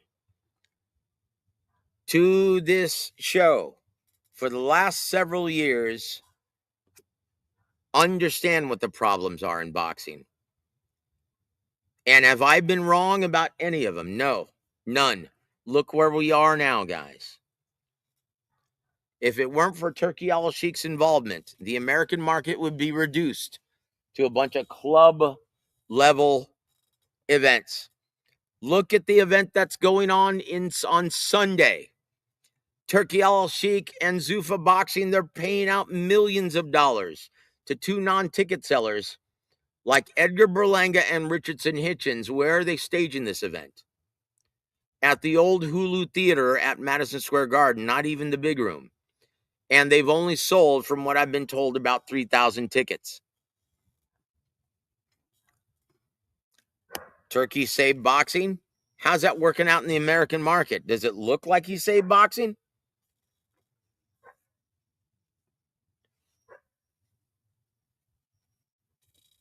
You see every UFC event at every bar. Do you see every pay-per-view in boxing? No, not even close. It's terrible. I don't know what else to tell you guys. But look, before I leave, let me just walk you through once again my sexy bets in boxing, right? If you're going to bet, put $50 on Christian Prenga. That's it. Anthony Joshua is at a minus 3,000, while Christian Prenga is sitting at a plus 1,200. That means $50 will earn you $600. That's your sexy bet. How many tickets did Pacheco sell? Not enough. Oh, man, what a terrible fighter he is, too, man. Gosh, he's awful, dude. All he does is just fight from range, and as soon as you get in the pocket, he'll wrap you up like an octopus. It's funny how people call shit like that when Shakur does it, when Haney does it, when anyone of their favorite fighters do that practice. They call it sweet science, and when Vladimir Klitschko did it, they were complaining that he was destroying the heavyweight division. So which one is right? See, that's the problem. You identified one half of the problem, Eric. Boxing may be imploded, but the boxers are still getting paid, at least the ones at the top. That's right. Why are they making so much money when it's not there? They're putting everyone involved in a position where they're guaranteed to lose money. And why? Something has to give, gentlemen. Something has to give. And you cannot pay these guys now fair market value any longer, or else they won't fight. My solution, don't pay them. My solution is start all over, press the big reset. Zuffa, in my opinion, they would be wise. They would be wise not to pay these guys out inflated purses, rather saying, you know what, if you're not willing to accept and fight for fair market value, we don't need you. We're going to start all over. And we're going to set up gyms in every major metropolitan area.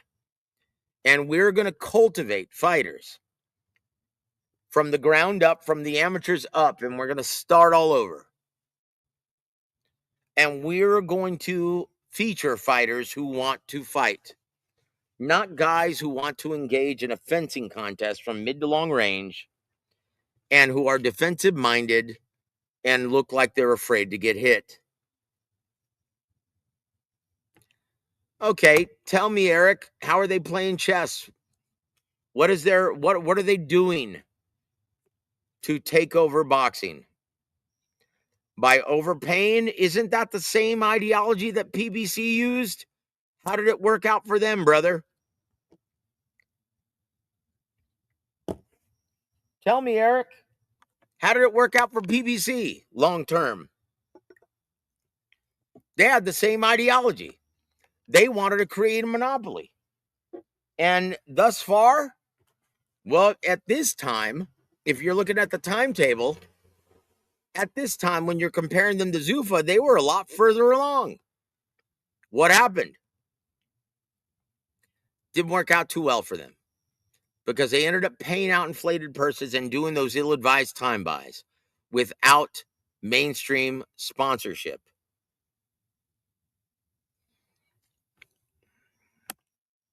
Yeah, but you're not picking up what I'm laying down, brother. Where's the demand? Once again, what happened to the sponsorship? PBC, they forgot about one thing. You need sponsorship to pay the bills, right? So what's going to happen when Paramount Plus says, look, you're paying hundreds of $1 million for these events and we're not getting the subscriber boost and a return on our investment. So we're going to do exactly what HBO and Showtime did before us. We're going to pull our investment and now you guys are going to be back to square one. Do you understand now what I'm saying?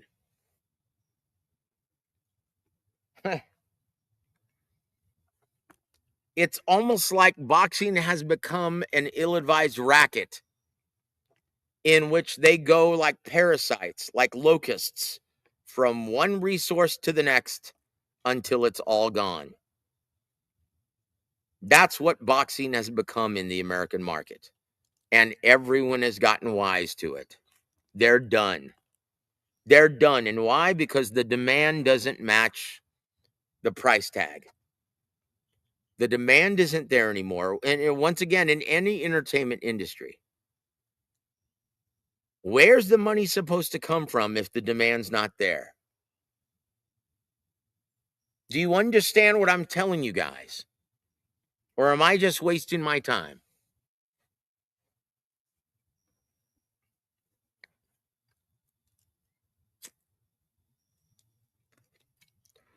So that's it, guys. I've been on the air for almost 2 hours, and it sounds like I'm just spinning my wheels. So what did we learn tonight, boys and girls? That most fans are oblivious to the problems of boxing in the American market. Once again, it's healthy everywhere else. 2, Anthony Joshua. I'm praying that he gets past Christian Prenga. But although he wouldn't be the first, he probably won't be the last when it comes to taking an ill-advised tune-up and costing him his biggest payday to date. But hey, what the hell? Anthony Joshua's already a very wealthy man. He'll just call it a career and he'll be fine. But the fans will never get to see Fury versus Joshua. Let's just pray that Anthony Joshua or that Christian Prenga is overwhelmed by the spectacle of this event, right? I don't know. I haven't reached out to Rick in a minute. I'll reach out to him, see if he can come back. But guys, he'll echo the same exact sentiment that I am regarding the business of boxing in the American market. If you ask Rick, most of his clients are overseas now.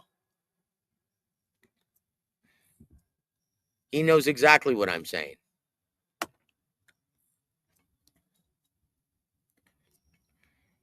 So there it is, guys.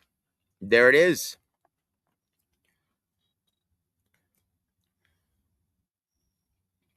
Boxing is very healthy overseas. That's why Turkey elected to work with Zuffa in the American market, because he's thrown up his hands and said, I have no idea how to fix this. And guess what? You've got 2 novices in the business of boxing just throwing money at these fighters. That's not going to solve anything, guys. Like, look at the money they just threw Shakur Stevenson. He's going to be averaging over $20 million per fight, according to his contract. Well, what matchups can you put him in that's going to justify that kind of payday? In and around 35, 40? I'll wait, guys. Come up with a matchup involving Shakur and someone at 35 or 40 that's going to justify that kind of payday. I'll wait.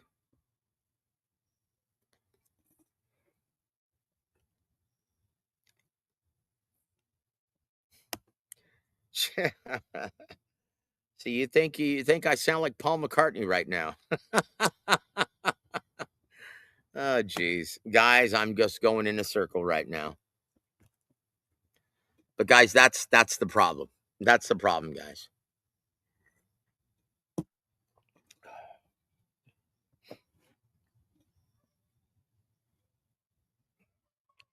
So, guys, pray that Anthony Joshua comes out of this, because I want to see Joshua versus Fury in November.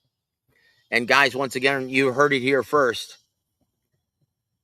The Netflix crew look, I've been told that Tyson Fury is immediately, as soon as this fight is finished, they're going to go to the airport and they're going to fly immediately to Jeddah, Saudi Arabia.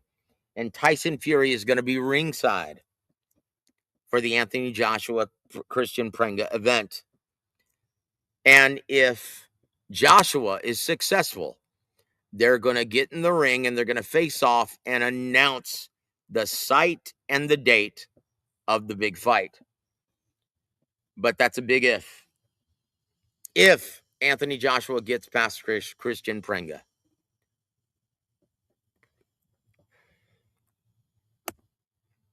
Yep, it's almost at that time, Bam Bam. It's almost time to release the Kraken.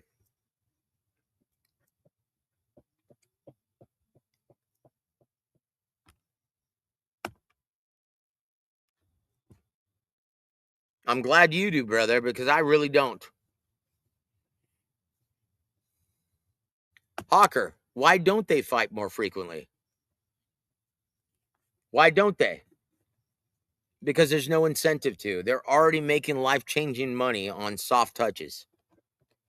Look how much Edgar Berlanga is making for this fight. He's making millions for this terrible tune-up fight. And for what? He's not going to draw ratings. He's not selling tickets.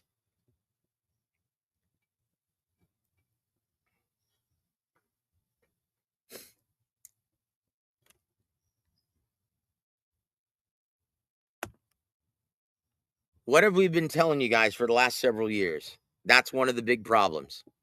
Couple that with piracy. How can anyone not see that as a big, big problem?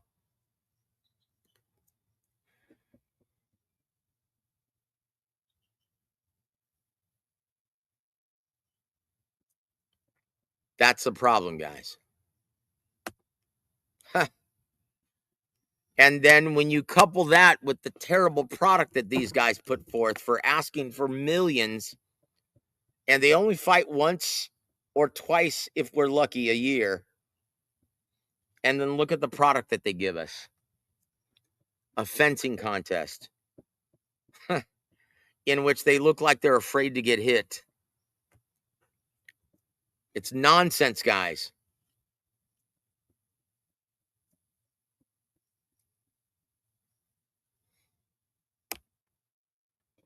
Well, that's back in the day when boxing was still a mainstream commodity and you could build fan bases. Once again, that's when everyone watched ESPN. That's when everyone watched CBS, ABC, NBC. That's when everyone watched HBO. That's when everyone watched Showtime.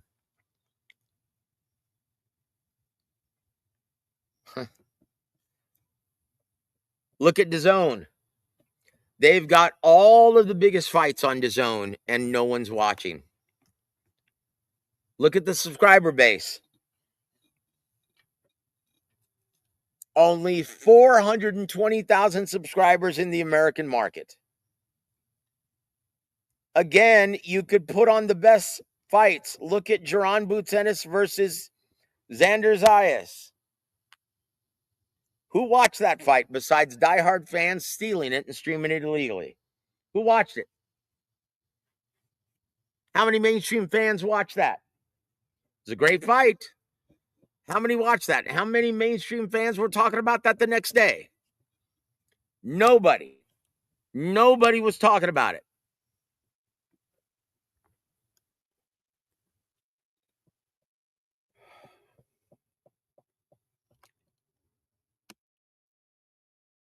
That's it. Why did he stop? Because it's cost too much money. It costs the network too much money. That's right. And everyone was criticizing Bob. Do you remember that?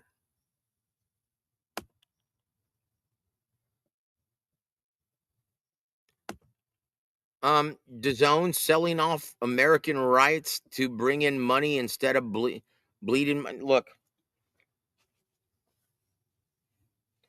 why do you think our subscription rate, our subscription price for DAZN, what is it? It's almost $50 a month for the diehard fans who choose to continue supporting our beloved boxing financially.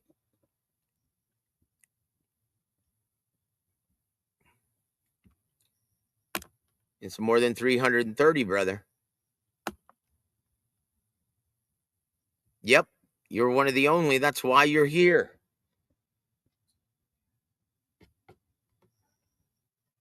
Because all of the guys who are guilty of stealing the product, they don't listen to this channel because they know I'm going to drill them for it.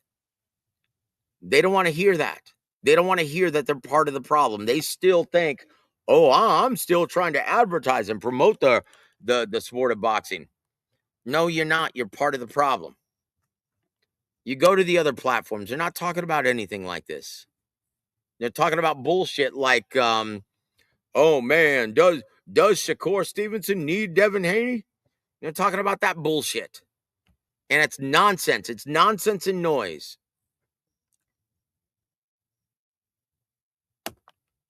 That's right, Hawker. That's right. It's a different world we live in, guys. And guys, we're 2 hours in, so I'm going to say goodnight now. Guys, thank you for being here. Love all of you guys. If you missed any part of this podcast, go back and rewind it right now. But God bless all of you. But yes, the house is on fire. And no one knows how to extinguish it. Including Turkey Al-Sheikh and including Dana White. They're putting gasoline on the house instead of water. They're using the same tragic business models that put us here to begin with. So on that note, guys, all of you guys have a wonderful evening. And I'll talk to you before these fights, probably on Friday. God bless all of you.